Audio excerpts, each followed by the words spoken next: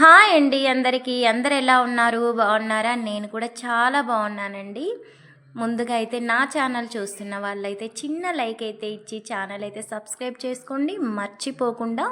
ఇక్కడ వచ్చేసి పలావ్ అన్నంలో మరి మా ఇంట్లో దాల్చా ఎలా ప్రిపేర్ చేసుకుంటారో ఈ వీడియోలో అయితే మీకు చూపిస్తాను. మేమైతే అక్కడ పచ్చిశనగపప్పు అయితే 1 కేజీ వరకు నానబెట్టుకున్నామండి. చింతపండు అయితే ఒక 150 గ్రాముల వరకు ఉంటుంది. అవి అయితే ముందుగా నానబెట్టుకోవాలి. పచ్చిశనగపప్పు అయితే నానబెట్టుకొని కుక్కర్లో పెట్టుకోవాలండి. ఒక 5-6 విజిల్స్ అయితే సరిపోతుంది.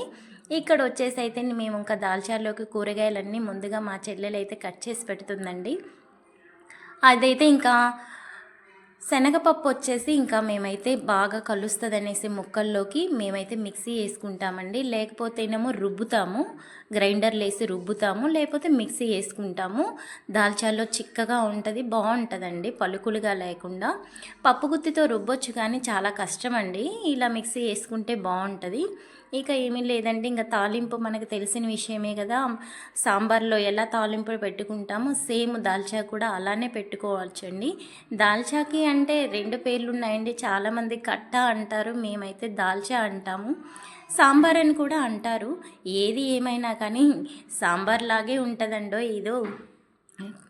ఇక ఏం లేదండి, ముక్కలు వేసేసుకొని ఇంకా ఉప్పు కారం అన్నీ సమానంగా ముక్కలు వేసుకునేటప్పుడే ఉప్పు కారం సమానంగా వేసుకోవాలండి. ముక్కకు పట్టాలి కదా, అందుకని ముందుగానే ఈ ముక్కల్లో అయితే సమానంగా ఉప్పు కారం అయితే వేసుకొని అడుగంటకుండా కలిపుకుంటూ ఉండాలండి.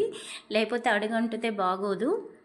ముక్కలైతే బాగా తిప్పుకోవాలండి అడుగంటకుండా. ఇక ముక్కల్లోనే ఉప్పు కారం పసుపు మసాలాలు ధనియాల పొడి గరం మసాలా అల్లం వెల్లుల్లి మొత్తం ముక్కలకైతే పట్టించి బాగా మగ్గాలండి. నూనెలో హడావిడిగా అయితే వేయకూడదు, లేదా పచ్చివాసన వస్తుంది, ముక్క కూడా టేస్ట్ ఉండదు.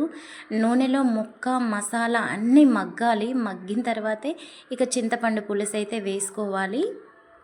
ఇక భోజనాల్లో మన ఆంధ్ర స్టైల్లో అయితే మేము కట్టా చేసాం కదండి. అక్కడ తిన్న వాళ్ళందరూ అడిగారంట మా చెల్లి వాళ్ళ హస్బెండ్ని, చాలా బాగుంది, ఎలా చేశారు, చాలా టేస్టీగా చేశారు అన్నారంట. నాకైతే చాలా హ్యాపీ అనిపించిందండి. ఎలా ఉంటాయో ఏమో అక్కడ వాళ్ళు ఎలా తింటారో మనకి తెలియదు కదండి. కారాలు అయితే తక్కువగా తింటారని మేము కొంచెం కారం మసాలాలు అయితే తగ్గించి చేసామండి. చాలా నచ్చాయంట. అందరు అడిగారంట వంటలు ఎవరు చేశారు, మీరు ఎక్కడ చేయించారు అని అడిగారంట.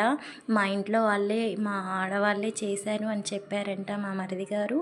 అసలు వంటలు అయితే చాలా పొగిడారంట అండి. మరి అలా ఉంటుందండి మన ఆంధ్ర స్టైల్ అంటే. మరి ఇక నాకైతే తిప్పి తిప్పి అయితే సాయంత్రానికి అయితే నాకు చెయ్యి కూడా నొప్పి వచ్చిందండి. అసలు మామూలుగా నొప్పి రాలేదు. ఒకేసారిగా అంతా చేసేపటికే నాకైతే చెయ్యి నొప్పి వచ్చేసింది. అయినా పర్వాలేదండి, సాయంత్రం అందరూ అలా బాగున్నాయి అని చెప్పగానే నా చెయ్యి నొప్పి అంతా ఎటుపోయిందో తెలియదు. ఇక్కడైతే చింతపండు అయితే ఇంకా నేను పోసేస్తున్నానండి. ముక్కలైతే బాగా మగ్గాయండి. మగ్గిన తర్వాతే చింతపండు పోసుకోవాలి. ఉప్పు కారం మాత్రం ముఖ్యంగా చూసుకోవాలండి. ముక్కకు పట్టాలంటే ఇప్పుడే వేసుకోవాలి ఉప్పు కారం అన్నీ సమానంగా. లేకపోతే తినేటప్పుడు చప్పగా ఉంటుంది, ఏ ఒక్కటి తక్కువైనా చప్పగా ఉంటుంది. సమానంగా మాత్రం చింతపండు పులుసు పోసేటప్పుడు ముఖ్యంగా చూసుకోవాలి. అంతేనండి, ఇంకా తిప్పేసుకొని మూత పెట్టేసుకోవడమే. బాగా ఉడికించుకున్న తర్వాత అయితే మనం ఇందాక మిక్సీ వేసి పెట్టుకున్నాం కదండి, అదైతే వేసేసుకుందాము. ఉడకాలండి, ముక్క ఉడికిన తర్వాతే వేసుకోవాలి. మరి నా వీడియో నచ్చిన వాళ్ళు మరి ఏం చేయాలో మీకు తెలుసు కదండి. చిన్న లైక్ అయితే ఇవ్వండి. ఓకే.